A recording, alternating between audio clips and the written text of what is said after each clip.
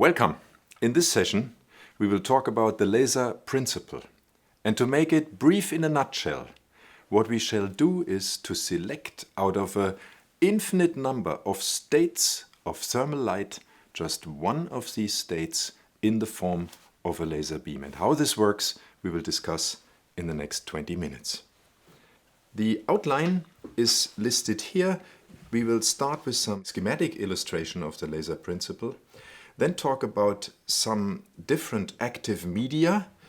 Those are the media from which the generation of radiation is stimulated. Then we talk about some resonators, the pump mechanisms, and finally, as an outlook, some laser architectures. To start with, I would like to use an example. This example is a crystal, and this crystal is illuminated, in this case of the application by light. Before we apply the light, we also position two mirrors aligned to a certain axis so that they are symmetric with the crystal. Then we apply the pump light, and the pump light activates the crystal to potentially make it radiatable. Then, if this is sufficiently done, the crystal will start to emit light, and here already you see the narrowing of the number of states from the basically infinite number of the states in the pump light to only one state, and you can see the spatial selection in this case already by the one-directional emission of the radiation. So we need a pump, we need an active medium in a more general sense, we need a resonator, which is consisting basically of mirrors, and that is all. Now I would like to show you two videos in which you can see the stimulated emission of radiation, so the effect of a sufficient number of atoms which are ready to radiate under the presence of a sufficiently large electromagnetic field, which then leads to a stimulated emission process. Before we get into these details, I'd like to demonstrate this in this following video. This video consists of two sequences. In the first, you see spontaneous emission. Excited atoms with a yellow rim radiate, those are the white circles emitted, and statistically they emit the energy. Now, in extreme slow motion, we activate the atoms, so they are more or less all excited. We have an inversion, and as soon as one starts to emit spontaneously, it collects the energy of the others in the same phase. If we provide a linear symmetry, like in this case here, we get the formation of a wavefront, as you can see in this video. The same situation, and now we apply mirrors. So what you probably would expect to happen after we excite these atoms, they start to emit, and due to the mirrors we get a selection of the direction, and only those waves are amplified which are reflected by the mirrors in the direction given by the two mirrors forming the resonator.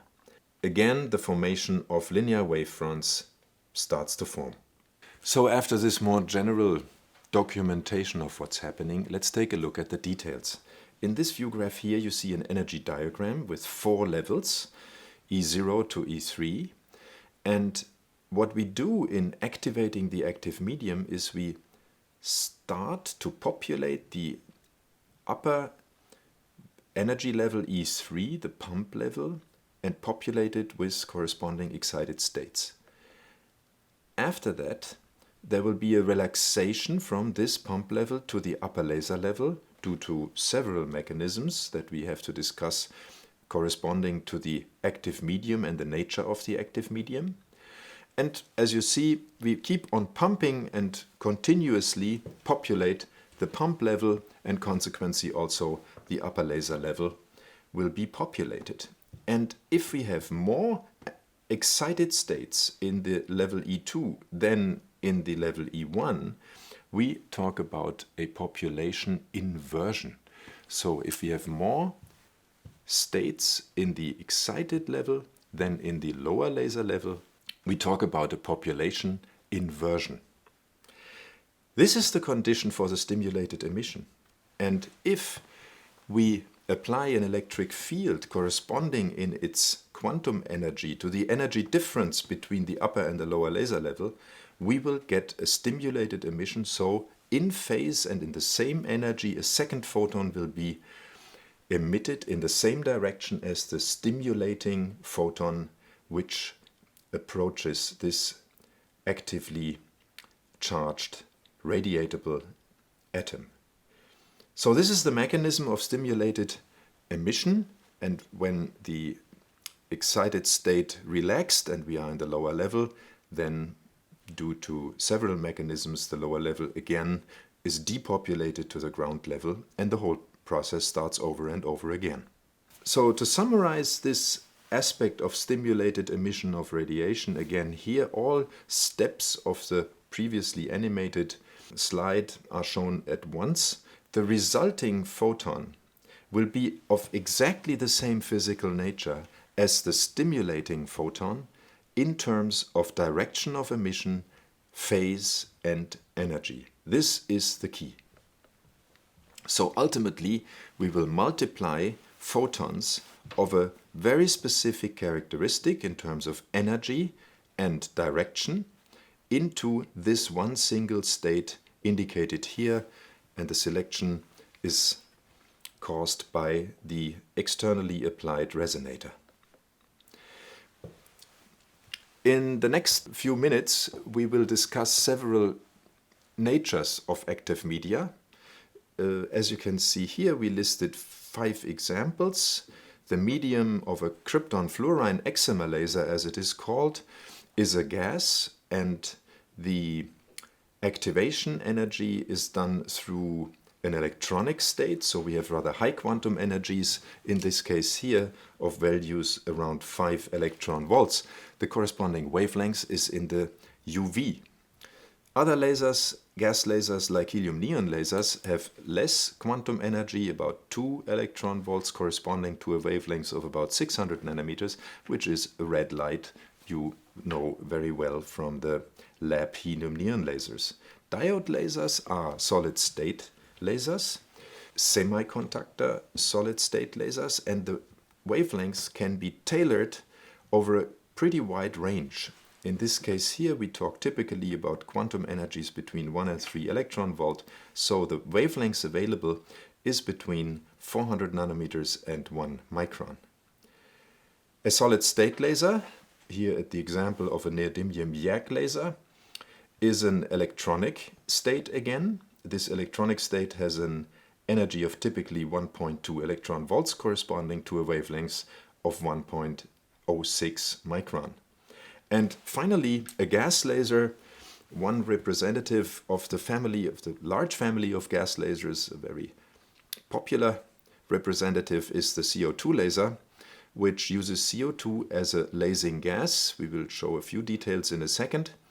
And here the energy states are rovibronic. That means we talk about oscillating molecules of different energies, and the relaxation of these vibronic energy states then is emitted in form of a photon. The corresponding wavelength is much longer, the quantum energy much smaller.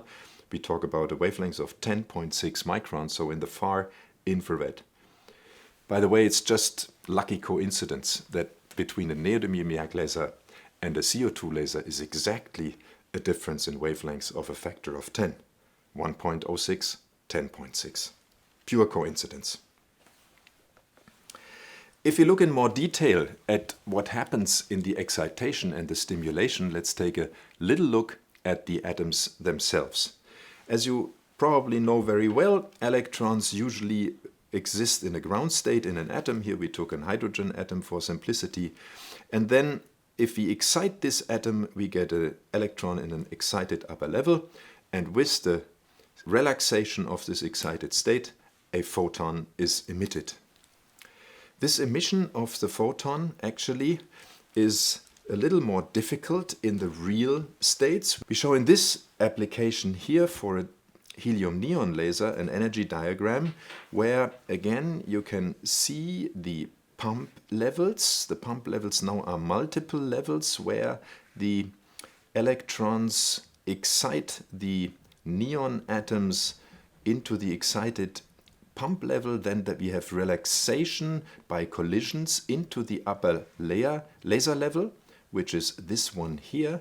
Then we have the laser transition, and the lower laser level is given again by a set of energy levels which by collision of the atoms and molecules with the wall of the cavity relax to the ground state, and the whole thing starts again. So if you look in detail at energy diagrams, they usually are much more complicated than the 4 energy level system we looked at in the very beginning. But the key is that we need only these 4 energy levels to describe the laser as a whole. Another example, the CO2 laser, where now, as I said, we have these vibronic energy levels, so no electronic levels. The upper level is given by a vibration state which is asymmetric, so the CO2 molecule is linear. Imagine my head being the sea, and these are the oxygen atoms. So the upper laser level actually is characterized by an asymmetric vibration energy mode. So now we look at the lower laser energy level after emission of the laser photon. It is not an asymmetric vibrational mode, it is a symmetric mode. And this symmetric mode then oscillates with a corresponding energy, and the difference of the two energies is emitted as the photon. And then this state relaxes to the ground state, again a symmetric laser mode in which the molecule then is ready to be excited either by collision with nitrogen or by direct electron collision excitation, again to the upper laser level. Let's talk about resonators. The selection mechanism for the modes into this one direction is basically due to the existence and appearance of the two mirrors forming what we call a resonator. So the resonator basically allows us to feed back the radiation into the system and to provide the conditions for stimulated emission. And doing so, we select the spatial mode, so the selection in space by these two mirrors and the given direction of emission of the radiation. And we also here have immediately the onset to define the beam quality in terms of angular selection of these modes. The frequency selection we call longitudinal modes. They are given by the line widths and by the fact that we have stimulated emission, and as I said before, generate photons of the same nature, the same characteristics as the stimulating photon, which provides us with the same characteristics of the emitted quantum as the stimulating quantum. Last not least, a little about the laser beam source in terms of its architecture. Usually we have a black box in which all of what we discussed is in. And we now understand better that number one, we have as an emission product a laser beam, very much focused in direction and in bandwidths. We can then use this laser beam to shape the beam, to focus it, to project it to a workpiece and do some applications. But the main characteristics of the laser itself are that we need, of course, a power supply in order to pump the active medium. We need a cooling device in order to stimulate the emission from the lower level to the ground level, and that allows us for a population inversion. So we have two ways to provide population inversion. Number one, by enhanced pumping. Then the upper laser level will be populated higher. Or by cooling the whole system, which again cools the lower level and provides the condition for an inversion. That's why in the system architecture, those two elements are the most important ones, the cooling and the pumping of the states. So that's the macroscopic analogy to the atomic four-level energy diagram that I showed you before. Of course, to control the whole system, we have some electronics taking care that everything works consistently.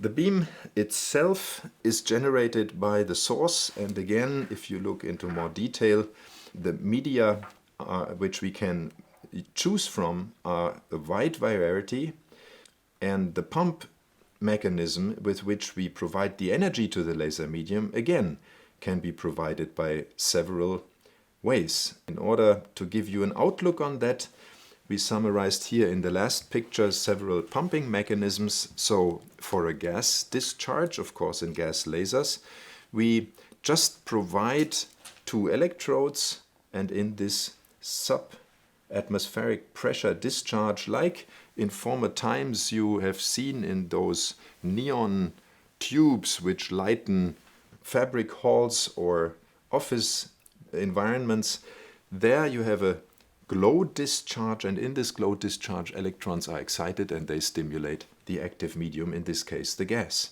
There are also other ways to provide the energy necessary to pump the system. Those systems can be pumped by optical energy. In this case here we have a flash lamp which emits light in the full spectrum. This is absorbed in the crystal. In this case, think of a neodymium YAG crystal as a solid-state laser, and it absorbs the energy, converts it into radiation energy, and then through the mirrors we get the stimulated emission of the neodymium YAG laser. We also can provide the energy by diodes and not by flash lamps. In this case we already increase the quality of the pump because we have much narrower bandwidths and therefore a much higher efficiency in such laser systems. A third way of providing the energy is directly by electrical currents. In this case here you can see a semiconductor model of an upper band and a lower band of a gallium arsenide semiconductor laser, and the transition just takes place between the upper band and the lower band.